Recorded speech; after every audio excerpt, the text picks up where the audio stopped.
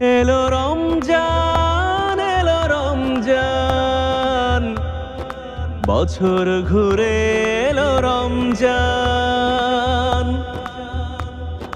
রহমের মাস এলো রমজান, রহমের মাস এলো রমজান।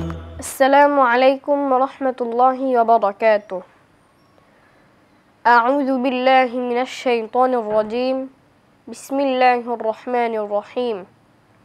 قال الله تعالى في القرآن الكريم ولقد يسرنا القرآن للذكر فهل من مدكر قال رسول الله صلى الله عليه وسلم خيركم من تعلم القرآن وعلمه।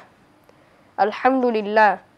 দেশে এবং প্রবাসে ঠিক এই মুহূর্তে যে সকল ভাই ও বোনেরা রেক্সল নিবেদিত কোরআন শিক্ষার এই কোর্সটি দেখছেন এবং পরবর্তীতে সোশ্যাল মিডিয়ার মাধ্যমে দেখবেন, আপনাদের সবাইকে জানাই আন্তরিক অভিনন্দন। এই কোর্সটির উদ্দেশ্য মূলত সহজ পদ্ধতিতে তাজবিদের নিয়মগুলো অনুসরণ করে দ্রুত এবং শুদ্ধভাবে কোরআন তেলাওয়াত শিক্ষা করা। এই কোর্সটি এমনভাবে ডিজাইন করা হয়েছে যাতে আপনারা যারা কোরআন তেলাওয়াত করতে পারেন না, আপনারা কোরআন তেলাওয়াত শিখতে পারবেন। আপনারা যারা কোরআন তেলাওয়াত করতে পারেন কিন্তু কনফিউজ যে তেলাওয়াতে হয়তো কোথাও ভুল হচ্ছে, এই কোর্সটির মাধ্যমে আপনারা আপনাদের ভুলগুলো ধরতে পারবেন, পাশাপাশি ভুলগুলো সংশোধন করে নিতে পারবেন ইনশাআল্লাহ। মাসব্যাপী কোরআন শিক্ষার এই আয়োজনে স্পন্সর হিসাবে আমাদেরকে সহযোগিতা করেছেন রেডিয়েন্ট কেয়ার লিমিটেড এর অ্যান্টিব্যাকটেরিয়াল ব্র্যান্ড রেক্সল এবং কো-স্পন্সর হিসাবে আমাদের সাথে আছেন সিগনেচার গ্রুপ এবং কোর্সটি পরিচালনায় সার্বিক সহযোগিতা করছেন তাকওয়া অনলাইন মাদ্রাসা। আমরা তাদের এই মহৎ উদ্যোগের জন্য আন্তরিক কৃতজ্ঞতা প্রকাশ করছি। তো চলুন দেরি না করে শুরু করি আমাদের আজকের ক্লাস।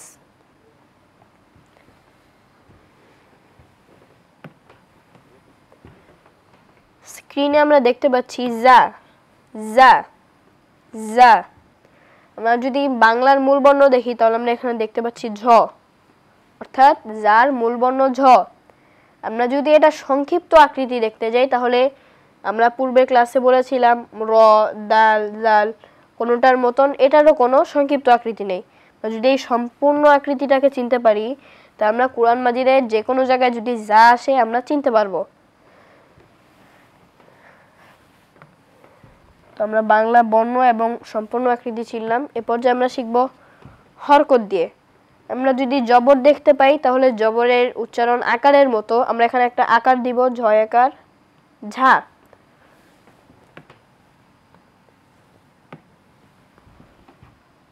আমরা এখানে দেখতে পাচ্ছি ঝয় আকার ঝা, অর্থাৎ যা জবর যা একটু উচ্চারণের ভিন্ন।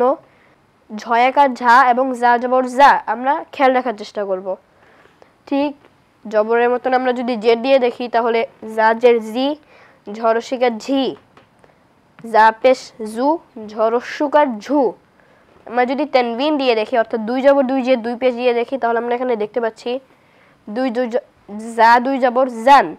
আমরা এখানে একটা আকার নিলাম প্রথম জবরের জন্য এবং পরের জবরের জন্য আমরা এখানে নিচ্ছি একটা হিডেন নুন, অর্থাৎ জান ঝান।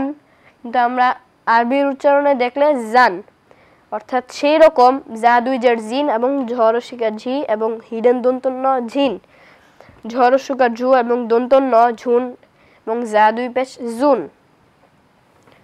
আমরা তানবিন দেখলাম। এ পর্যায়ে যদি আমরা হরকত দেখি তাহলে আমরা এখানে দেখতে পাচ্ছি যে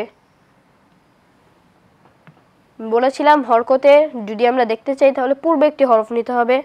আমরা এখানে নিচ্ছি সরে আ,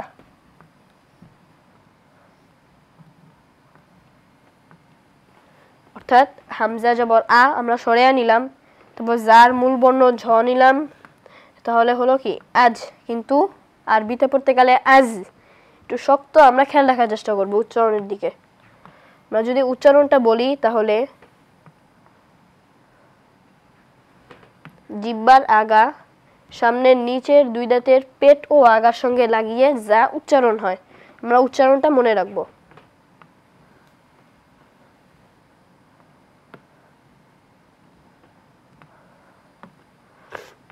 আমরা যদি তাসদীদ দিয়ে পড়ি তাহলে আমরা প্রথমে একটা আলিফের জন্য আমরা একটা সরে নিলাম,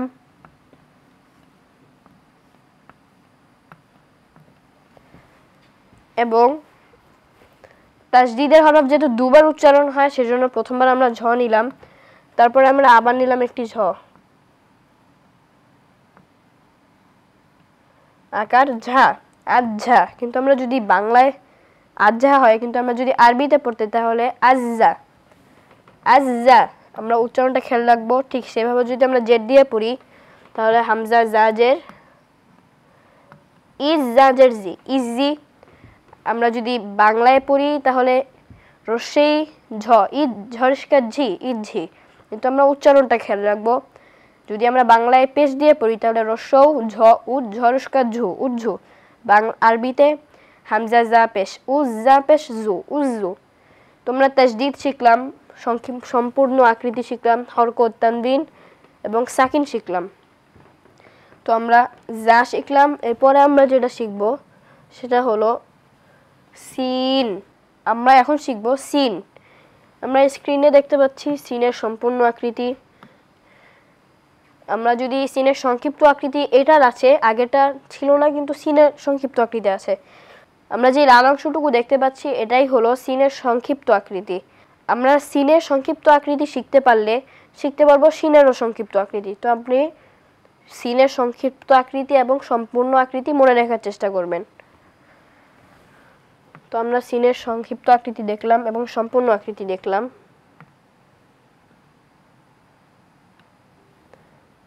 এরপর আমরা যেটা দেখব উচ্চারণের স্থান। উচ্চারণের স্থান জিহ্বার আগা, সামনের নিচের, দুই দাঁতের পেট ও আগার সঙ্গে লাগিয়ে সিন, সিন।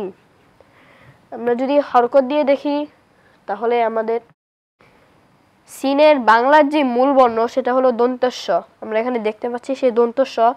আমরা যদি আকার যদি লিখি তাহলে সিন জবর সা, জবরের উচ্চারণ আকারের মতো আমরা জানি, সেখানে আমরা এখানে একটা দন্তস্ব লিখলাম এবং দিলাম একটা আকার, অর্থাৎ সা। সিন জবর সা, দন্তস্ব একার সা, সা। আমরা যদি জেড দিয়ে লিখি তাহলে দন্তস্ব সি এবং সিনজের সি। আমরা যদি পেশ দিয়ে লিখি তাহলে দন্তস্ব সু এবং সিন পেশ সু। আমরা যদি দুই জবর দিয়ে লিখি তাহলে এখানে আমরা দেখতে পাচ্ছি প্রথমে আমরা একটা দন্তস্ব নিলাম এবং একটা জবরের জন্য নিলাম একটা আকার, এবং পরে আরেকটা জবরের জন্য আমরা একটা নিব হিন্টে নুন, অর্থাৎ দন্তন্য।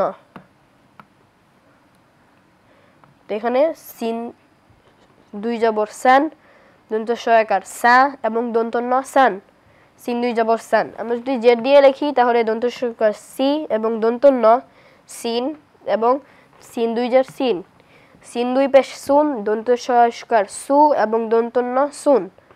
আমরা হরকত এবং তানবিন দেখলাম এবং সংক্ষিপ্ত আকৃতি শিখলাম। এরপর যে আমরা যেটা শিখবো সেটা হলো হরকত। এরপর যে আমরা যেটা শিখবো সেটা হলো জজম বা সাকিন। আমরা প্রথমে সাকিনের জন্য প্রথমে যে হরফটা নিব সেটা হলো সরে আ, অর্থাৎ আলিফ জবর আ।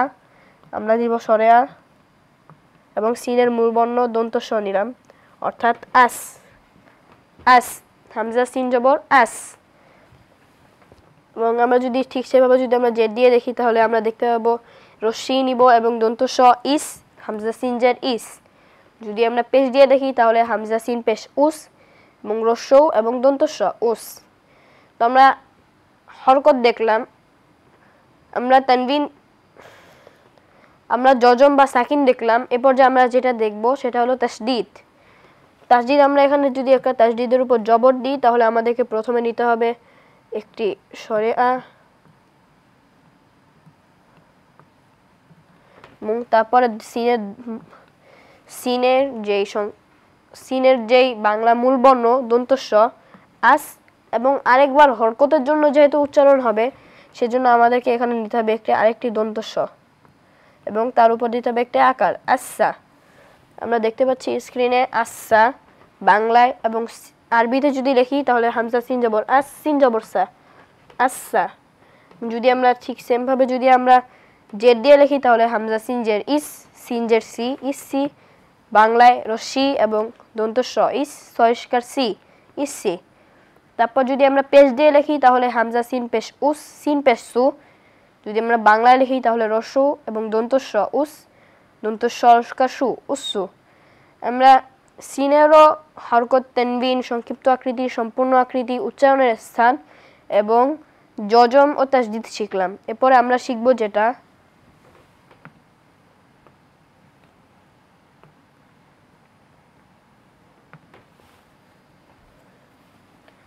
এরপর আমরা শিখব শিন। আমরা শিনের সম্পূর্ণ আকৃতি দেখতে পাচ্ছি স্ক্রিনে, এটা হলো শিনের সম্পূর্ণ আকৃতি। আর যদি সংক্ষিপ্ত আকৃতি দেখতে চাই, আমি বলেছিলাম যে আপনারা যদি সিনের সংক্ষিপ্ত আকৃতি চিনতে পারেন তাহলে শিনেরও চিনা সহজ হবে।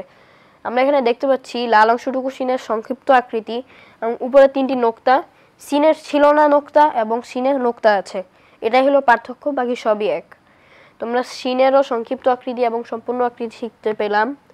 এবার আমরা যেটা শিখব সেটা হলো উচ্চারণের স্থান। উচ্চারণের স্থান জিহ্বার মধ্যখান, তার বরাবর উপরে তালুর সঙ্গে লাগিয়ে শিন শিন। আমরা যদি হরকত দিয়ে দেখি, হরকত দিয়ে দেখার আগে আমাদেরকে দেখতে হবে বাংলা মূল বর্ণ। বাংলা মূল বর্ণ হলো তালুবর্ষ, আমরা তাহলে সেটা শিখে রাখলাম। এবং যদি আমরা হরকত দিয়ে দেখি তাহলে প্রথমে আমরা শিন জবর সা, তো আমাদেরকে তালুবর্ষ লিখতে হবে এবং দিতে হবে একটি আকার, অর্থাৎ তালুবর্ষ আকার সা এবং শিন জবর সা। আমরা যদি জে দিয়ে দেখি তাহলে তালুবর্ষ শি এবং শিন জে শি শি। এবং যদি পেশ দিয়ে দেখি তাহলে তালুবর্ষ সু এবং শিন পেশ সু। আমরা হরকত দিয়ে শিখলাম। এবার যদি আমরা তানবিন দিয়ে শিখি তাহলে আমাদেরকে যেটা করতে হবে, প্রথমে একটি শিনের মূল বর্ণ তালুবর্ষ নিতে হবে এবং তারপরে একটা জবরের জন্য নিতে হবে একটি আকার এবং আরেকটা জবরের জন্য নিতে হবে হিডেন দন্তন্য বা নুন। আমাকে দন্তন্য নিলাম, শিন তালুবর্ষ এক আশা দন্তন্য শান। যদি আরবিতে দেখি তাহলে শিন 2 জবর শান, জেরের মধ্যে একই। যদি আমরা দেখি তাহলে শিন 2 জা শিন, তালুবর্ষ দীর্ঘিকা শি দন্তন্য শিন, তালুবর্ষ সু দন্তন্য শুন এবং শিন 2 পেশ শুন। এবং তানবিন দেখলাম আমরা।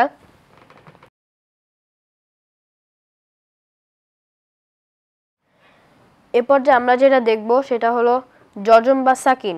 এলো রমজান, এলো রমজান, বছর ঘুরে এলো রমজান, রহমের মাস এলো রমজান, রহমের মাস। এরপর জানিয়েছি ছোট্ট একটি বিরতি, বিরতির পর আমরা শিখতে পারবো যজম ও সাকিন। এলো রমজান, রহমের মাস এলো রমজান, মুমিনের দারে দারে আনলো বয়ে শাশ্বত মুক্তির ফরমান। এলো রমজান, এলো রমজান।